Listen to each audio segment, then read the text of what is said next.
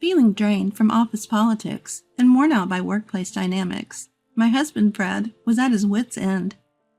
Wanting the best for him, I agreed when he suggested becoming a stay-at-home husband. But then, I found out he was betraying me, exploiting his new role at home. He thinks I won't notice because I'm always busy with work, he said. And I caught him embracing another woman. Fury boiled within me, and I vowed to get my revenge. I'm Martha, a 28-year-old office worker. Fred and I have been married for 3 years, and I'm the primary breadwinner for our household. When we first got married, both of us had jobs, but my husband reached his limit with office politics and the work environment and decided to quit. He expressed a desire to become a stay-at-home dad, which threw me off a bit initially. When my husband first brought up the idea of becoming a stay-at-home dad, I was a bit puzzled, but I quickly remembered that I had always been the higher earner between the two of us. Plus, the toll his work was taking on his mental health became clear. Putting all that together, I concluded that this arrangement was what suited us best as a couple. However, even though couples like us are becoming more common, it's still not the norm, especially for people of our parents' generation. This setup might be hard to believe. My in-laws, who are close neighbors and generally good to us, also found it difficult to understand at first. Are you sure about this, Martha? Regardless of how much you earn, it's a lot to shoulder, my mother-in-law cautioned. My father-in-law added, Maybe I'm old-fashioned, but what about when you decide to have kids? And can Fred even manage household chores? Have you thought about that? They were concerned about our future, and their words made sense. They weren't worried about appearances. They genuinely cared about us. I felt thankful for that, recognizing once again how fortunate I was to marry into such a caring family. We understand your concerns, I said, and we want to share our plans to ease your minds. I carefully addressed each concern and question raised by my in-laws. For worries about income, I showed them my earnings. Regarding pregnancy and childbirth, I explained the benefits from my company. I emphasized how my workplace is women-friendly, mentioning paid family leave among other things. Luckily, the company I work for offers excellent benefits for women, making family leave a stress-free option. As for Frederick's lack of domestic skills, I said I'd teach him and we'd figure it out. Once I'd covered these details, my mother-in-law said, I see you and Frederick have thought things through. If you're this prepared for the future, I have no complaints. What about you, dear? My father-in-law nodded. Comparing our generation to today's youth isn't fair. If you two are satisfied and have few concerns, it's not our place to intervene. Martha, please continue to look after Frederick. My husband's bear-like father, as people call him, made this polite request. He's an imposing figure, but I know he's kind-hearted. So it was a relief and a blessing that both my mother-in-law and father-in-law understood. However, they had one condition. In exchange for our approval, not that it's a big deal, mind you, please let me teach Frederick housekeeping tasks. We don't want to burden you any further, Martha. Honestly, I was thrilled when my mother-in-law offered to teach my husband how to do housework. With my job taking up most of my time, I knew I couldn't commit to teaching him myself. I'm not even that great at housework to begin with. My mother-in-law, on the other hand, has years of experience as a housewife. It eased my worries about both the quality of the teaching and the time commitment. So, do you think you could let us handle this? It would put our minds at ease, too, knowing it would lighten your load. My father-in-law seemed to be considerate, not wanting me to worry too much. He wholeheartedly agreed with my mother-in-law's suggestion. Just by that, I could tell how much both of them genuinely cared for us. Feeling warmth from their kindness, my husband and I decided to lean on them a bit. After that, my mother-in-law started visiting, almost daily, teaching my husband the ropes around the house. Since he had declared he wanted to be a stay-at-home husband, He was keen on learning from her, and she was more than happy to teach him everything she knew. Today, I made a creamy salmon dish. How's the taste? It's delicious as always, thank you. By the time 6 months had passed, my husband was fully capable of handling all the household chores, even cooking better meals than me. His attention to detail in all tasks was impeccable, making it impossible for me to brag about how I used to be the one managing the home. In fact, me trying to help only seemed to slow him down, so now I practically have no role when it comes to household chores. Feeling a bit defeated is the price I pay for having such a competent husband. But the bright side is, since my husband took over, my mother-in-law's visits have become less frequent, and our life is more fulfilling than before. She's still a bit intrusive, saying things like, "We made too much dinner. Why don't you two have some?" They come by regularly to check on us. We were always close with my in-laws, but I think our relationship has improved even more since my husband became a stay-at-home dad. My career has also taken off, thanks to my husband's support. My performance is better than ever. In hindsight, I feel a bit guilty for my husband, who used to work so hard, but we're a happier family now, and that's what matters. One day, thanks to my husband's support, I had to go on a business trip. The destination is quite far from where we live, and the business trip lasts for about a month. Since getting married, this is the first time I will be away from my husband and from home for such an extended period. So I had my own little anxieties. "I have to leave tomorrow. Are you sure you'll be okay? Don't eat junk food while I'm away." Even though I know he's more than capable, old memories of him not being able to do anything make me worry. With a wry smile, he says, "I'm not a child. While you're away, I'll take care of the house. Just focus on your work and do your best." Hearing this, I felt even more reliant on him. I find myself relying on my husband more than ever. It's simple, but just that realization alone blows away my earlier anxieties, and the next morning, I head off to my business trip with a renewed spirit. While busy with work at the location, I still make sure to call my husband at the end of the day to catch up and share how things are going for each of us.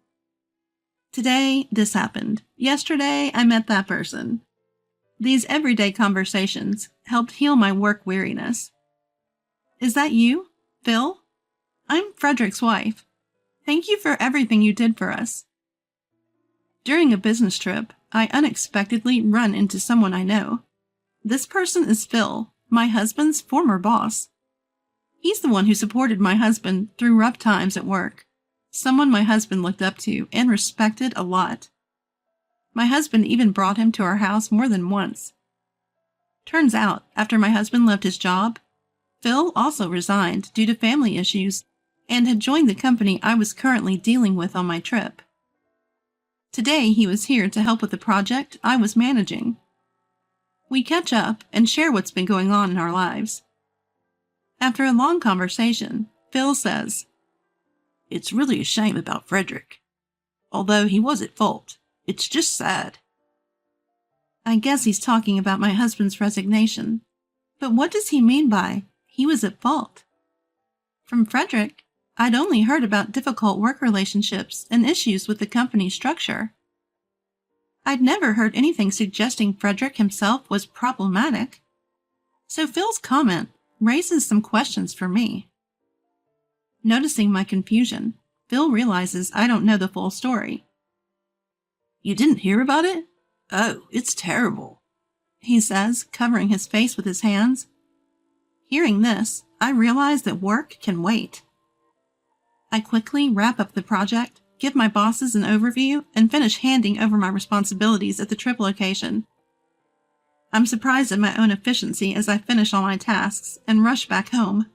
The goal is to confront my lying husband. And if what I heard from Phil is true, it's to catch evidence of whatever may be happening right at this moment. I cut my business trip short and get on a plane right away. As soon as I arrive at the airport, I hail a cab. Throughout this, the only feelings I have are of disappointment and anger towards my husband's betrayal. With those emotions, I arrive home, making sure to be as quiet as possible as I enter the house. I can't see my husband in the living room. I have plenty I want to say and do, but first, let's find out where he is. Just so you know, it's totally fine doing this at home, right? Ah, she won't be back from her business trip for a while, so it's all good. I hear my husband's laughter following these words. Suppressing the urge to burst into the room in anger, I quietly step outside to avoid being noticed by my husband. I pull out my cell phone and dial. Mother-in-law, I'm sorry for the urgency. Can you come over right now? I explain the situation over the phone to my mother-in-law, who agrees to come immediately. It's a short walk from my in-laws' house, just about 10 minutes. Before long, my mother-in-law shows up, bringing my father-in-law along after hearing the story. We should go inside now. They should still be in there. I take the visibly furious pair back into my home. Our target is the shower room, where voices of a man and woman still mingle. As we approach, my father-in-law grimaces at the sound from the shower room. My mother-in-law looks like she's about to explode, her face distorted with outrage. I make eye contact with the two of them and then fling open the shower room door. The sudden action startles the people inside, but I couldn't care less. Seeing our faces, the two inside look dumbstruck. Sit down on the floor now. Frederick, explain yourself right away. My husband tries to stammer out a pointless excuse, but I'm not in the mood for his nonsense, so I shoot him a glare that silences him. Under the force of my anger, the two awkwardly step out, wrapping themselves only in towels and sitting on the floor. My husband looks up at me cautiously, and I speak. So, what's going on here? What have you been doing while I've been busy on business trips? As I demand answers, my husband's shoulders shudder. His face turns pale as he blurts out, "This isn't what it looks like. She's just a friend. I lent her the shower. That's all, I swear." His excuses are pathetic. Why do you have to take a shower together if you're just lending the shower? And why did she leave her clothes scattered in the living room of all places? He keeps coming up with all kinds of absurd excuses. I don't want to hear any more excuses. I heard everything from Phil. You know, you left your last job because your affair got exposed, didn't you? I cut off my husband's ridiculous excuses and confront him with the real reason he left his job. What Phil had told me was so shocking, it was more than enough to push my anger over the edge. Choosing to become a stay-at-home husband after retirement was just to secure time for an affair with this woman. When I think about it, it makes me feel pathetic. Of course, people will distance themselves from you. You hit on your subordinate while you have a wife. Did you think you could get away with it if you kept it a secret from me? He keeps lying about the reason for his resignation and won't end the affair as long as he thinks he won't get caught. And on top of it, he's enjoying his ongoing affair with the money I've been making. This is unacceptable, and I have no intention of forgiving him. Well, it was a small mistake. I still love you more than anyone. I don't care about her. I'll break up with her right away if you say so. The woman who had been cowering behind my husband lifts her face at this sudden betrayal. Her face, pale just moments ago, is now flushed red. Unaware of my incredulous gaze, my husband continues speaking. My husband doesn't notice and continues. This is just a fling. You're the only one that matters to me, Martha. This is what people mean by pathetic. He declares his love for me while standing there only in a towel, with his affair partner right beside him. The disgust is overwhelming. The tears start to come when I think about having married this guy. Even my in-laws behind me seem to agree. We were quiet because we thought Martha should be the one to speak first. But as your mother, I am so ashamed, my mother-in-law says, stepping forward. The mother-in-law who steps forward in front of me starts talking, her face tinged with a sort of pathetic look. Her face is a mixture of anger and pity. Mixed in are various other emotions, making it impossible to discern her true feelings. Why haven't you apologized yet? You betrayed Martha, didn't you? Made her sad, didn't you? Shouldn't you apologize from the heart, no matter how many times it takes? And there, scattered about, are clothes clearly not mine. Phil was right, I realize. You can't keep lying and making excuses. My father-in-law standing behind my mother-in-law doesn't say a word, but his face shows he agrees. Finally, my husband seems to realize his mistake. I'm really sorry, he blurts out. But that doesn't mean I have to forgive him. Give me your phones. I'm collecting all evidence of your affair, I tell him. I take their phones and document all the evidence. There are too many pictures and messages proving their relationship. That's enough evidence and excuses. Take her and leave right now. I'm divorcing you, and I never want to see your face again. I tell him, now that I have all I need. But this poses a problem for him. Even if I sort out the alimony payments during the divorce, being kicked out of the house while being a stay-at-home husband would be unbearable. Especially now my in-laws know about this situation. Given their attitude, it'll be hard to go back to my parents' house after leaving here. Wait a minute. I've been doing my share of housework too, you know. And now you're talking about divorce and kicking me out? Give me a break. Can we please try again? My husband pleads, throwing away his pride. Just as I'm finding him annoying, my father-in-law makes his move. What you've done is a betrayal to Martha and to us. Stop causing her more trouble. With that, father-in-law grabs my husband by the collar. Dad, what are you doing? That hurts. My husband, whom I've described as bear-like, is shrieking as he's held by father-in-law's large frame. Father-in-law keeps a tight grip on his son, grabbing his discarded clothes from the ground as well. He then drags him to the front door and unceremoniously tosses him outside. This is the last straw. Never show your face in front of Martha or us again. Next time won't be so easy for you. A declaration that signifies he's disowned by the family. My husband slumps in defeat at the front doorstep. Then my father-in-law quickly tells the mistress to get dressed, and she's thrown out as well. Wait, seriously, please forgive me, Dad, Mom, Martha. My husband pleads, in nothing but a towel around his waist, but no one is there to listen. You should have been finding a new job instead of having fun in the shower. Goodbye. I say just that, and then close the front door, locking it behind me. I put all my emotions into turning that key, hoping I'll never have to see my husband's face again. Despite all this, my husband kept saying, I don't want a divorce. But my furious in-laws made him sign the divorce papers, and we are now officially separated. He abandoned his mistress during the shower incident, so they broke up too. Of course, I claimed alimony during the divorce trial.